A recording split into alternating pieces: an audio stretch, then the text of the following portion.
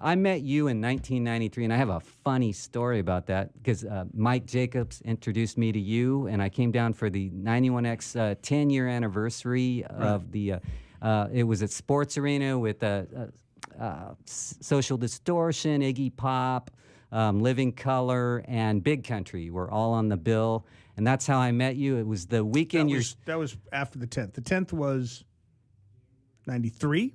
Oh, yeah, 93. I think that, but that was... I'm pretty sure that it was the 10th because I have a photo in my thing over here, and it's got Big Country and... Right.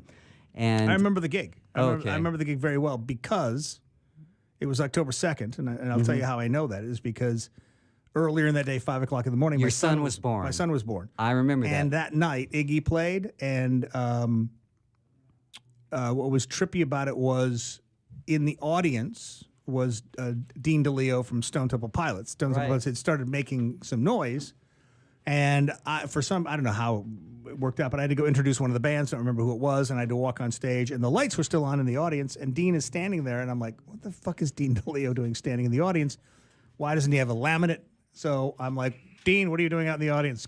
Come back here. And he's like, don't tell anybody I'm here. You have the picture? Yep. You're in it. I'm go. in it. Kevin's in it. The band Big Country's in it. What? Well, this is the 10th anniversary? That's what I think. Bash. That's what It was I the believe. 10th. Yeah, it was the 10th anniversary. We had a 10th anniversary party in January, though. This was Okay. I got you. This was in October. Okay. But was it part of that celebration, the 10-year anniversary? Yeah, it was the 10th. Yeah, we basically correct. Yeah, there you are next to Kevin. Yeah, I look pretty high. Let's see. Yeah, you probably are very Kevin high Stapleford? Yes. Yeah. And this is what's funny. Right before that picture was taken, I was talking to him the whole time for a while. And I had already met you at the station. You gave me a tour of the station. And I was blown away by it. And Kevin, I said, the first thing I said to Kevin Stapleford was, I love the station. And he goes, which one? And then I didn't know what he meant by that. And I go, 91X. And then I later learned he was a consultant, like for the End in Seattle. We and launched. Yeah, we both of us went up there. It was a hilarious story about launching the End in Seattle because we couldn't tell anybody we were doing it. It was also that was in '91. We launched it. And Kevin's like, how do we get a bunch of new records? And we made this cockamamie story up that we were going to be forced to go back down to TJ because of some FCC rule. So I had already taken the whole library from Mexico and brought it back up to the U.S. or brought it to the U.S. And we were basically in that studio you visited in '93. I had to duplicate that library in Seattle without labels knowing that we were launching the How whole did station. you How long did duplicate that it? take? How did you physically duplicate it? This is the hard part. I had to call every label guy and said, send me your catalog book, please. Something horrible's happened, but the FCC is basically going to make us go back down to TJ. If we don't get to TJ in like less than a month, because we knew at this point we were launching it in the end of August, beginning of September. So this is probably June or July or something. And we'd already decided virtually everything about the station, but we had to get a library built as quickly as possible because there's no CD burners at this point. Right, You couldn't do right. this. And I wasn't going to take the whole library up on a plane. Or what we ended up doing big is reel to reel. the labels would send you these catalogs, and I would go through the catalog and just go ding, ding, Yep. ding, ding, and I I would used send to it do back to that. them. Exactly. I sent it back to them, and all of them, thank the Lord, sent us boxes and boxes and boxes of every CD, which we then repackaged and put the address on it for the End in Seattle, which was not called the End at that point. Okay. We sent it up, and then we would go and basically start loading the stuff into the library as we were going because we couldn't do it because nobody up there knew the station was flipping formats. But when we went up, this hilarious story because KISW and KXRK were the big rock stations there. Right. Kevin and I did not know what they sounded like because there was no streaming. You could sit there and go like, oh, I'm monitoring them from my bedroom. So they flew us up. Lynch flies myself and Kevin up. And we know what the End sounds like at that point. Easy listening, whatever the fuck it was. So Kevin's in his room. We're at the airport we're at the hotel near the airport. I'm in my room, and I start listening to KISW, and I'm fucking bored out of my mind. I'm going, this fucking radio station is the worst piece of shit ever. It sucks. So I call up Kevin and I go, hey man, I want to monitor your station. He goes, great. And I'm like, great. So I flip over to his station and I start writing down the songs. And I'm like, fuck, it's worse than the other one. It was just they were both so bad.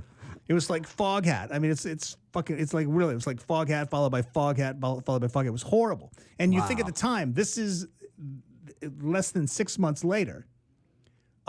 Is when Smells Like Teen Spirit came out, Right. And Pearl Jam's album came out. The day we The launched, hair bands all died off suddenly, right?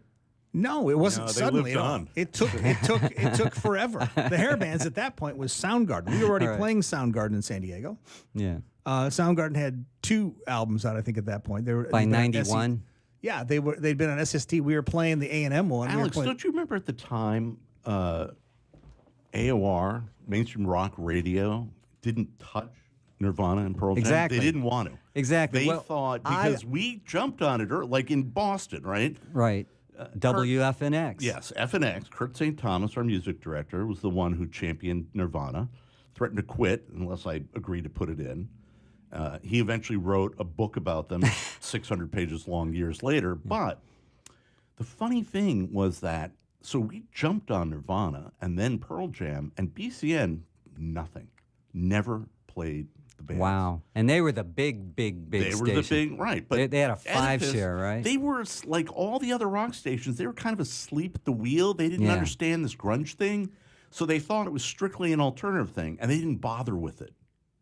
And of Yeah. course, we had our best ratings during the early grunge years because BCN was busy being just mainstream AOR. Well, I think playing that Seattle Aerosmith. sound like the movie with Marco Collins that you're in, Mike. the movie about Marco Collins. Exactly. That really tells the story that the Seattle scene really ignited the format, right? Don't you think? Not all by itself, but it was part of I'm it. going to say yes, it did, because Seattle.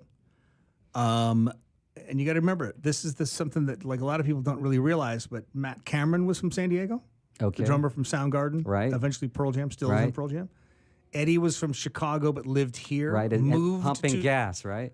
He wasn't pumping gas. He worked I as thought it was a a gas station. Did he work at a gas station early on? That's what I heard. That's right? what I heard. No. That's We what all we heard said that. on the radio. He said that. He said he worked at a gas station I in think San he Diego. did. I think he Okay, did. can I explain? He worked at a place that had a gas pumps outside. Okay. But I don't think he actually pumped the gas. Oh, it was like a okay, self-serve okay. thing. But he was a security guard at the right down by the stadium. You know where the big pipeline comes into San Okay. Diego, and then the Are you fuel talking about fuel tanks. Qualcomm? Right by Qualcomm, there's a big fuel dump there, and the trucks would come in, fill up, and then go around to the gas stations.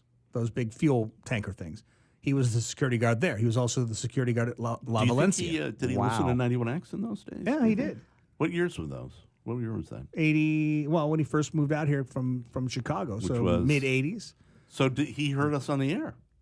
He probably listened to us. Yes, he heard us on the air. He Who heard- else? he- Who else he- has he listened heard- to 91? I've X on never the met air? the guy, by That's the way. in the rock and roll By the way, world. he heard the first time his band Bad Radio got played on loudspeaker. Marco played it, and when he met Marco in Seattle, he said to Marco, "I remember the first time you played my band on the radio. They're called Bad Radio." And I remember exactly what you said. You said, there's a song by a band called Bad Radio, and that song is thumping. And that's one of the things that Marco used to sell there. It's a thumping song from Bad Radio. Ironically enough, I think it is Better Man, because Better Man was one of those songs that he'd written in Bad Radio, and it was one of the EPs that came out, and one of the songs that got sent to 91X.